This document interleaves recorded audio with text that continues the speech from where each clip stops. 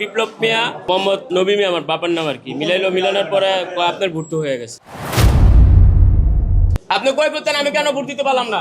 আমার ভোট কিভাবে বিদেশি সিস্টেমে আমার ভোট হয়ে যায়? উত্তরার একটি ভোট কেন্দ্রে ভোট দিতে গিয়ে দেখে তার ভোট হয়ে গেছে আগেই। প্রিজাইডিং অফিসার তাকে জানায় আপনার ভোট হয়ে গেছে, আপনার এখানে ভোট দিতে পারবেন না। বিপ্লব মিয়া, মোহাম্মদ নবী মিয়া আমার বাবার নাম আর কি।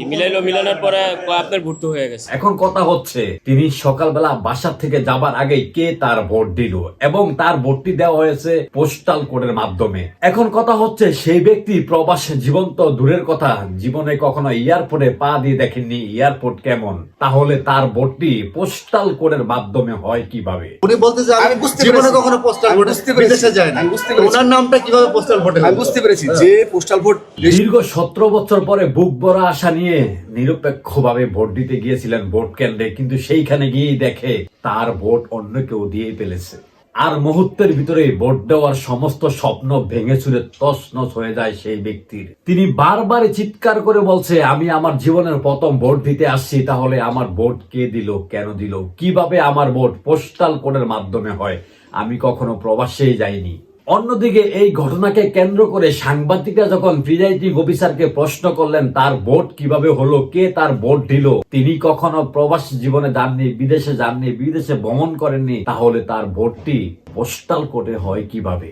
বাংলাদেশে থেকে পোস্টাল কোডে তার ভোট হয় কিভাবে? সাংবাদিকদের এই প্রশ্নের মুখে সেই প্রিজাইডিং অফিসার সাংবাদিকদেরকেই উল্টা হুমকি দিয়ে বসে যে আপনারা এইসব থেকে যদি বিরত না থাকেন, এখান থেকে যদি না যান, তাহলে আমি ফোর্স ডাকতে বাধ্য হব। অর্থাৎ তিনি আইন শৃঙ্খলা রক্ষাকারী বাহিনীদের ভয় দেখাতে থাকে সেই সমস্ত সাংবাদিকদের। আমি কিন্তু ফোর্স পাঠাবো ভাই, আপনারা যদি এরকম করেন।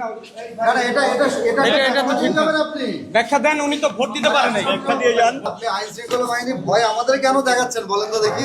জীবনের ফার্স্ট টাইম ভোট দেবো না। আমরা সাংবাদিকরা তো ক্যামেরা নিতে পারবে। আমরা জিআর সৈনিক, আমরা তারা ভালোবাসি দেখে একজন পর্যন্ত ভোট দেই নাই। এখন কথা হচ্ছে একজন প্রিজাইডিং অফিসারের দায়িত্ব কি? তিনি কি এই ধরনের দায়িত্ব স্বরূপ আচরণ করতে পারেন কিনা? তিনি তার জায়গা থেকে সাংবাদিকদেরকে হুমকি দিতে পারেন কিনা? নাকি এখনো আমরা সেই 2014, 18 এবং 24-এর নির্বাচনেই পড়ে আছি? প্রশ্ন আপনাদের কাছে। আল্লাহ হাফেজ।